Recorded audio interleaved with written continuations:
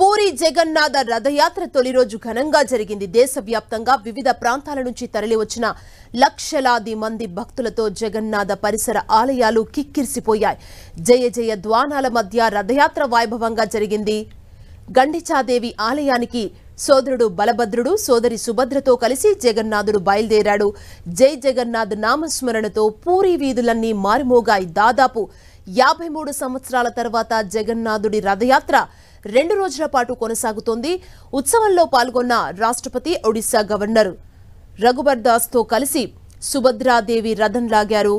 ముఖ్యమంత్రి మోహన్ చరణ్ మాంగ్జీ, పలువురు కేంద్ర మంత్రులు రథోత్సవంలో పాల్గొన్నారు. అయితే స్వామివారి నవయవ్వన దర్శనం, నేత్రోత్సవం, రథయాత్ర ఒకే రోజు కావడంతో రథయాత్రను మధ్యలోనే నిలిపివేశారు. ఇవాళ మళ్లీ రథయాత్ర మొదలు కానుంది. నేడు రథయాత్ర గండిచ ఆలయానికి చేరుతుంది. కొన్ని కారణాలతో ఆలస్యమైతే రథం రేపు ఆలయానికి చేరుకుంటుంది. జగన్నాథుడు, బలరాముడు, సుభద్రుల రథాలు గండిచ ఆలయంలోనే ఉంటాయి.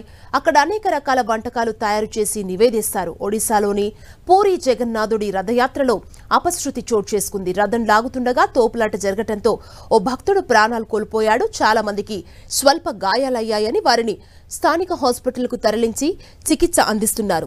పూరి జగన్నాథ రథయాత్ర బాధితులకు ఒడిశా ప్రభుత్వం పరిహారం ప్రకటించింది. మృతుడి కుటుంబానికి 4 లక్షల రూపాయల ఎక్స్గ్రేషియా ప్రకటించారు సీఎం. గాయపడ్డ వారికి ఉచితంగా వైద్యం అందిస్తామని తెలిపారు. ముందుగా బలభద్రుడి రథాన్ని లాగుతుండగా ఈ ఘటన జరిగిందని చెబుతున్నారు.